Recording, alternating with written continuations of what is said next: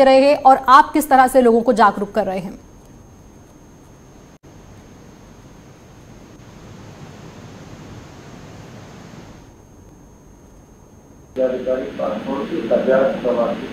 आ चुके हैं और मतलब लगभग यानी कि कम से कम समय तक विजय दुबे जी से हम बात करेंगे, लेकिन उससे पहले आपको बता दें कि उत्तर प्रदेश का कुशीनगर एक ऐसी जगह है जो कि इस समय ग्रीन जोन के अंदर है। मामले कम हैं, लेकिन यहाँ परेशानी इसलिए कम नहीं है क्योंकि लोगों को समझाना है कि कोरोना को खत्म करना है। कुछ मामले भी अगर हैं तो वो नहीं होने चाहिए। कुशीनगर के अंदर भी क्वारंटाइन सेंटर से लेकर तमाम तरह की व्यवस्था की गई है ताकि लोगों को परेशानी ना हो। और दूसरा, लोगों को जागरूक करने के लिए दिन रात कोशिश की जा रही है कि लोगों तक ये मैसेज पहुंचाया जाए कि कोरोना संकट से किस तरह से लड़ना है। चाहे मास्क का इस्तेमाल करना हो, सैनिटाइजर का इस्तेमाल करना हो, लोगों तक राशन पहुंचाना हो, यह सुनिश्चित करने की व्यवस्था इस समय उस प्रशासन पर है जिसमें आप कह सकते हैं कि सांसद, विधायक सभी लोग शामिल हैं। लेकिन इसी बीच में कुशीनगर का जो हाल है उसमें बहुत हद तक कुछ क्वारंटाइन से आखिर शिकायतें भी सामने आई थी, लेकिन उसको भी खत्म किया गया कि कैसे लोग क्वारंटाइन सेंटर के अंदर भी न सिर्फ एक दूसरे को कोऑपरेट करें, सहयोग करें प्रशासन का, बल्कि ये समझें कि इस समय कोरोना से लड़ने के लिए ये क्वारंटाइन सेंटर्स तैयार किए गए हैं। हालांकि कुशीनगर की अगर हम बात करें तो बाकी उत्तर प्रदेश के इलाकों के मुकाबले में ये ग्रीन जोन इलाका कुछ राहत है लोगों की इस इलाके के अंदर, लेकिन फिर भी किसी भी तरह से कोरोना से लड़ने में कोई कमी ना छूटे इसलिए लगातार प्रयास किए जा रहे हैं। विजय दुबे जी, अपनी बात पूरी करिए, कैसे लोगों तक मदद पहुंचाते हैं आप?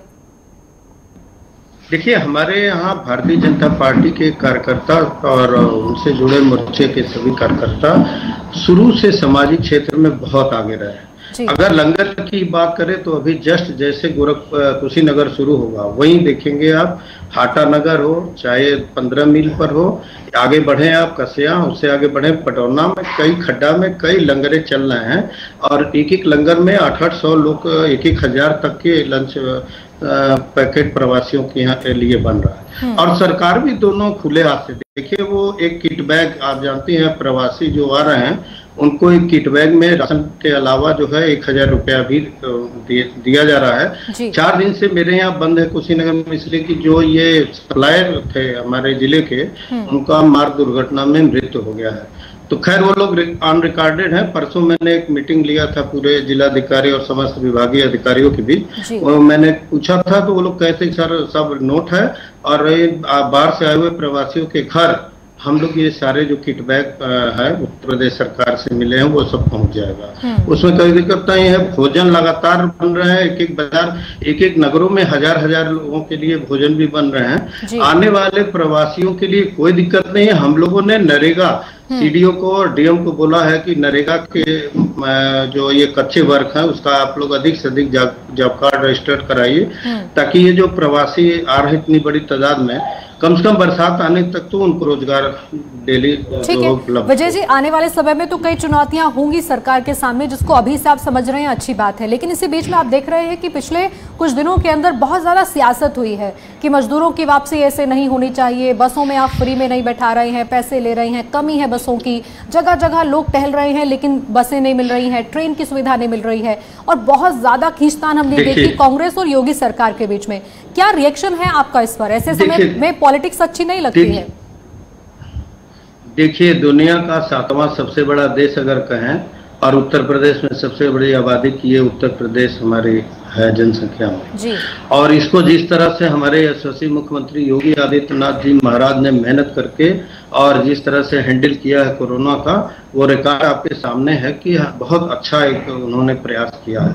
और मैं बताऊं, अगर इस देश के अन्य सरकारों के कुछ अगर प्रदेशों के सरकार ने अगर अपने कर्तव्यों का निर्वहन किया होता ना तो उत्तर प्रदेश के प्रवासी इस तरह बदहवास की हालत में नहीं आने का प्रयास किए होते।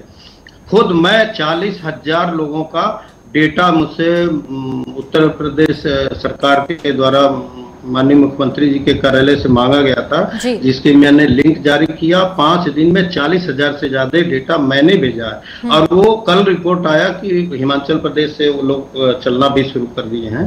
अभी समय तक 29,000। देखिए, एक बैग इतने ज्यादा तादाद उत्तर प्रदेश से अगर हम लोग देखें तो 50 लाख लोग बाहर है। एक बैग महाराज जी या कोई सरकार अगर बुलाने की प्रयास करे तो स्थिति महामारी का उत्पन्न हो जाए। जो प्रवासी आ रहे हैं पहले उनका थर्मल चेक हो रहा है, फिर उनका क्वारंटाइन हो रहा है, सरकारी क्वारंटाइन के बाद भी अगर ओवर हो रहे हैं तो उनको होम क्वारंटाइन हो रहा है। परसों के जिला की मीटिंग में मैंने स्पष्ट रूप से निर्देश दिया था कि होम क्वारंटाइन वाले अगर गांव में घूमते नजर आए तो उनको उठा के सरकारी में डालिए या उनके ऊपर कानूनी कार्रवाई कीजिए ताकि ये लोग अपने अपने घर में रहें। और ये अगर जिस तरह से हमारे योगी महाराज ने बाहर के प्रदेशों की यहाँ सुविधा दिया है लोगों का, उदाहरण में जो कोटा से आए बच्चे, उत्तर प्रदेश सरकार ने तो 7,500 मंगाए ही, यही कोटा के जा रहे थे वहाँ आसाम में, तो 387 बच्चों को हम लोगों ने भोजन और लंच पैकेट करा के उन लोगों को दिया। जैसे खाने की व्यवस्था हो रही है, बिन राशन कार्ड वालों को आप राशन भी पहुंचा रहे हैं, और जहां तक नजर जा रही है अगर सरकार सब तक पहुंच रही है तो विपक्ष ये भी कह रहा है, तमाम राजनीतिक पार्टियां ये कह रही हैं कि ऐसे प्रवासी मजदूरों के लिए जैसे आपने राशन दिया है, जैसे आपने खाने की सुविधा की है, क्वारंटाइन सेंटर की है, बसों की है, ट्रेनों की है, वैसे आपको इनको डायरेक्ट मदद करनी चाहिए। यानी कि आर्थिक मदद जो है उसको 1000 नहीं 7,000 7,500 ऐसा कुछ करना चाहिए। आप इस बात से सहमत हैं कि सरकार को ऐसे कदम उठाने चाहिए जिससे लोगों की जेब में सीधा पैसा जाए? जरा तो विपक्ष वालों से एक बात का वो देखें जी कि पूरे देश को आज 2 माह होने जा रहा है। जिस तरह से हमारे माननीय प्रधानमंत्री जी यशस्वी माननीय नरेंद्र मोदी जी और उत्तर प्रदेश के यशस्वी मुख्यमंत्री योगी आदित्यनाथ राज्य ने दोनों हाथ खुले करके इन्होंने जिस तरह से एक आम परिवार, गरीब, पात्र, निर्बल, दुर्बल परिवारों को राशन उपलब्ध कराया, 1,000 रुपया श्रमिकों के खाते में गया, जनधन वाले खाते में 500 रुपया गया। इतनी बड़ी सहायता जो करना एक बहुत बड़ी चुनौती थी। आप देखें पाकिस्तान के इमरान खान ने क्या बोला था कि हम ना लॉकडाउन कर सकते हैं कि भूखे मर जाएंगे लोग और नहीं तो कोरोना से मर जाएंगे लोग। ट्रम्प के आप देख लीजिए, अमेरिका के राष्ट्रपति सर्वशक्ति होते हुए भी अपने देश को उतने दिन लॉकडाउन नहीं कर पाए। तो जो प्रथम, द्वितीय, तृतीय जो चारों ये लॉकडाउन चले हैं, वही कारण है कि आज भारत इतनी बड़ी तादाद और मेडिकल साइंस में पीछे होते हुए भी अभी कोरोना पर हम लोग हावी हैं। कोरोना नहीं, भारत पर हावी है। और हम लोग उम्मीद करते हैं जिस तरह से पॉजिटिव लोग निगेटिव होते जा रहे हैं, बहुत जल्द हम लोग इससे पार पाएंगे। विजय दुबे जी, अब तो एक और परेशानी खड़ी हो गई है कि पहले तो लोग घरों के अंदर बंद थे, एक तरह से लॉकडाउन जब 100% फॉलो हो रहा था तो यही था, लेकिन अब जो राहत मिली है फोर्थ फेज के अंदर, उससे कुशीनगर के अंदर क्या असर पड़ा है? लॉकडाउन की राहत वाकई में लोग फॉलो कर रहे हैं सोशल डिस्टेंस को, या मुश्किल आती है लोगों को समझाने में? नहीं, परसों जो जिले के सारे अधिकारियों के बीच मीटिंग हुआ, उस पर स्पष्ट मैंने कहा कि असली चुनौती अब है। अक्सर ये होता है कि 2 माह बाद अधिकारी सोच लेते हैं कि हम लोग कोरोना से उबर नहीं गए। अब चुनौती आ रहा है तब जब बाहर से प्रवासी महाराष्ट्र, बॉम्बे, गुजरात, सूरत, दिल्ली से जब ये प्रवासी आ रहे हैं तो इनमें नेचुरल है कि जरूर संक्रमित हों।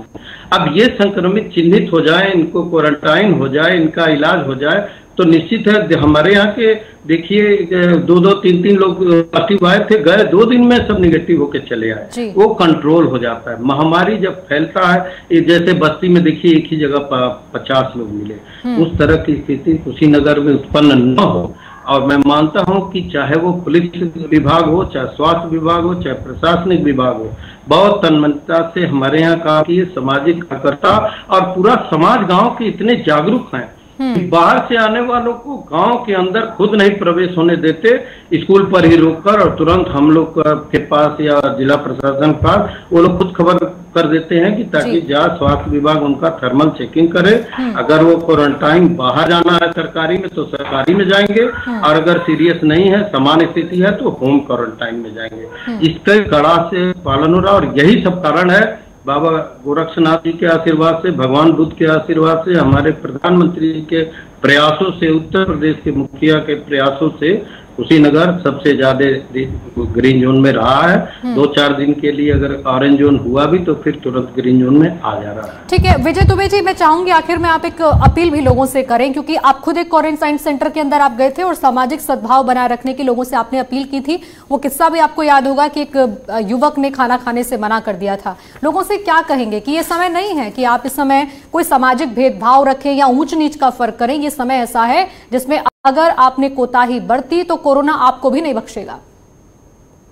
बख्शेगा, सही है आपका बात कहना 100%, क्योंकि हमारे यशस्वी प्रधानमंत्री जी ने क्या कहा शुरू में, पहला दिन जनता कर्फ्यू के दिन उनके उद्बोधन को याद करें कि 135 करोड़ की जनता जो ये भारत देश की इतनी बड़ी आबादी है, हम लोग मिलकर कोरोना से ही उबर पाएंगे।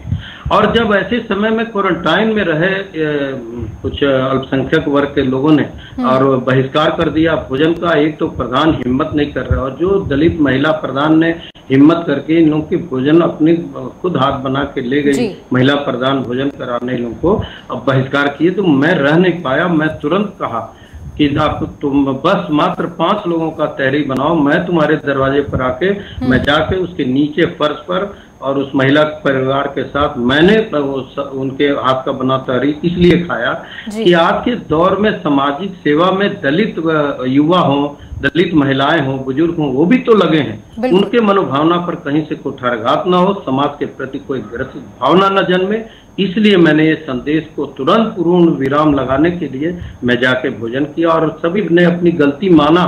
वो जो लोग बहिष्कार किए थे वो लोग फिर उम्मीद करते हैं लोगों तक मैसेज भी आपका पहुंचा होगा कि ये वक्त नहीं है ऐसा कुछ करने का। आपका बहुत बहुत शुक्रिया विजय जी, आपने समय दिया और बताया कि कुशीनगर की हालत पर आप कैसे नजर रखे हुए हैं और लोगों तक मदद पहुंचाने के जो जरिए हैं वो किस तरीके से आप इस्तेमाल कर रहे हैं और आगे प्रशासन को किस तरह से मुस्तैद रखना है उसका जिक्र भी आपने किया। फिलहाल इतना ही, फिर हाजिर होंगे।